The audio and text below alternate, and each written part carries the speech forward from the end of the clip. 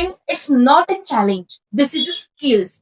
आणि या एका स्किलमुळे रोनाल्डो, मेसी, विराट कोहली सारख्या काही लोकांचे आयुष्य बदलले. वर्कआउट करणं, एखादी स्किल शिकणं, एखाद्या गोष्टीवर रिसर्च करणं, एखादं पुस्तक वगैरे वाचणं, सगळ्या गोष्टी आपल्याला बोर वाटायला लागल्या. त्याच्यावरती सोल्युशन एकच आहे सुरेश, जो रोज सकाळी 5 वाजता उठतो, जिमला जातो, हेल्दी फूड खातो आणि रोज एखादी नवीन स्किल डेव्हलप करतो.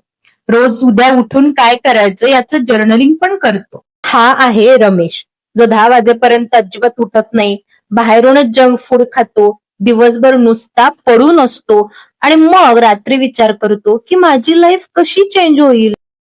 आता ह्यापैकी तुम्ही रमेश आहात की सुरेश आहात? जगात 90% लोक आहेत जे इनडिसिप्लिन आहेत आणि राहिलेले 6% लोक आहेत जे डिसिप्लिन मध्ये आहेत. तुम्हाला जर त्या 6% लोकांमध्ये जर यायचं असेल तर हा व्हिडिओ तुझ्यासाठीच. Discipline it's not a challenge, this is a skills. आणि या एका स्किलमुळे रोनाल्डो, मेसी, विराट कोहली सारख्या काही लोकांचे आयुष्य बदलले. आणि तुला पण जर असं तुझं आयुष्य बदलायचं असेल तर ह्या चॅनलला फॉलो कर, व्हिडिओला लाईक कर, म्हणजे अल्गोरिदम तुझ्या फीडमध्ये असेच युजफुल व्हिडिओ सजेस्ट करेल, ना की कोणतेही रॅन्डम फालतू व्हिडिओ. डिसिप्लिन नसण्याचं सगळ्यात मोठं रिझन काय माहितीये? Dopamine overload. इट्स मीन आपल्या ब्रेनला ना शॉर्ट टर्म रिवॉर्डची सवय लागली. म्हणजे युट्यूब शॉर्ट, इन्स्टा रील्स, भूक लागली की पटकन स्विगी आणि झोमॅटो वरून काहीतरी ऑर्डर केलं, नेटफ्लिक्स अँड चिल. सिरियसली ह्या सगळ्या गोष्टींमुळे आपल्याला लॉंग टर्म गोष्टी आता बोर वाटायला लागल्या. म्हणजे वर्कआउट करणं, एखादी स्किल शिकणं, एखाद्या गोष्टीवर रिसर्च करणं किंवा एखादं पुस्तक वगैरे वाचणं, स्किल डेव्हलप करणं, ह्या सगळ्या लॉंग टर्म गोष्टी ज्यानं आपली खूप जास्त ग्रोथ होऊ शकते, ह्या सगळ्या गोष्टी आपल्याला बोर वाटायला लागल्या. लॉंग टर्म गोष्टीचा जेव्हा कंटाळा यायला लागतो ना, तेव्हा खरा आपला डाऊनफॉल सुरू होतो. आणि ह्याचा मेजर प्रॉब्लेम काय? आपला ब्रेन. आपल्या ब्रेनला सवय कुणी लावली? आपणच तर लावली. याच्यावरती सोल्युशन एकच आहे की सेम प्लेसला, सेम टायमिंग मध्ये एखादी हॅबिट फॉलो करायची. म्हणजे सेम रूम मध्ये, सेम टायमिंगला एखादं बुक रीड करा, वर्कआउट करा, लॅपटॉप घेऊन बस, एखादी स्किल बिल्ड करा. त्यामुळेच ना चांगल्या हॅबिट्स आपल्या डेव्हलप होणार आहेत आणि इनडायरेक्टली आपण डिसिप्लिन मध्ये येणार आहोत. सतत तळ्यात मळ्यात करणे म्हणजे सकाळी उठल्यानंतर आज लवकर उठू की मग अजून थोडं 5 मिनिटं झोपू, ऑफिसला जाऊ की काहीतरी कारण सांगून आज लिव्ह टाकून देऊ, वर्कआउट करू की नको करू, इन्स्टा स्क्रोल करू की युट्यूब वरती छान मोटिवेशनल व्हिडिओज बघू. हे सतत तळ्यात मळ्यात करणं, सतत कन्फ्यूज राहणं, ओव्हर थिंकिंग करणं, याच्यानं डिसिप्लिन नाही राहत आहे. आणि ब्रेन काय करतं माहितीये? ह्या सगळ्या गोष्टी जे सगळ्यात इझी वाटेल तेच ब्रेन चूज करतं. म्हणजे आपण म्हणतो की आज काय करू, आज वर्कआउट करू की छान मग बेडवरतीच बसून इन्स्टा स्क्रोल करू. ब्रेन म्हणतं ठीक आहे ठीक आहे, इन्स्टा स्क्रोल कर, वर्कआउट नको करूस. कारण जे इझी असतं ते ब्रेनला आवडतं आणि म्हणून मग आपला डिसिप्लिन नाही राहत. तर ह्याच्यासाठी ह्याचं सोल्युशन म्हणून काय करायचं?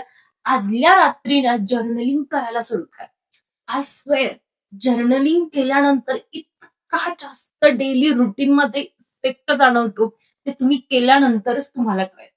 आदल्या रात्री उद्या काय काय करणार आहोत, उद्याचा काय अजेंडा असणार आहे, तो प्रॉपर प्लॅन करून ठेवा आणि ऍज इट इज दुसऱ्या दिवशी तो प्लॅन फॉलो करा. ह्यानं डेली रुटीन मध्ये, डेली लाईफ मध्ये डिसिप्लिन राहील. सतत स्वतःबद्दल पॉझिटिव्ह बोलत राहा.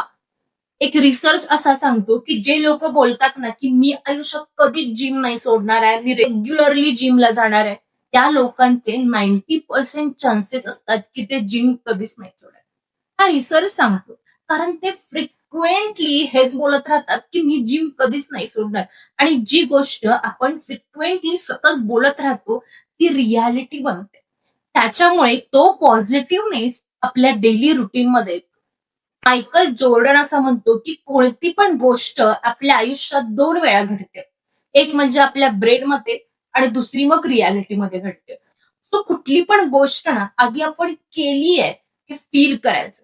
मी अमुक अमुक पुस्तक ऑलरेडी वाचलंय, मी रोज वर्कआउट करतेय, मी ही स्किल डेव्हलप केली आहे माझ्यामध्ये, आणि मग ब्रेन ना रियालिटीमध्ये सुद्धा तसंच वागायला लागतं. Reward technique. आणि हे इतकं इफेक्टिव्ह आहे, ह्याच्यानं डिसिप्लिन हा कधीच हलत नाही. म्हणजे ते लहानपणी नाही का, की आपण बाबांचं काही काम ऐकलं, आईचं काही काम ऐकलं, तर बाबा एखादं चॉकलेट द्यायचे, आई एखादा लाडू द्यायची आणि मग आपण आणखीन जोमानं ते जे सांगतील ते सगळी कामं करायचो. सो इथं सुद्धा ना एक 15 डेज आपण कंटिन्युअसली वर्कआउट जर केलं, तर मी 16व्या दिवशी एखादं माझं फेवरेट चॉकलेट खाईल. मी अमुक-अमुक पुस्तक जर व्यवस्थित वाचलं, तर पुस्तक झाल्यानंतर मी स्वतःला एक छानसा ड्रेस घेईन. ह्याच्यानं काय होतं, आपल्याला कंटाळा येत नाही ती गोष्ट करण्याचा आणि मोटिव्हेट तर राहतोच राहतो, प्लस डिसिप्लिन हा आपला इतका सुद्धा हलत. आपल्या डेली रुटीनमध्ये असा स्टेप बाय स्टेप डिसिप्लिन आणायचा आहे. I am always with you. So please connect with me, subscribe my channel. परत लवकर भेटू एका नवीन अशाच व्हिडिओमध्ये. तोपर्यंत बाय.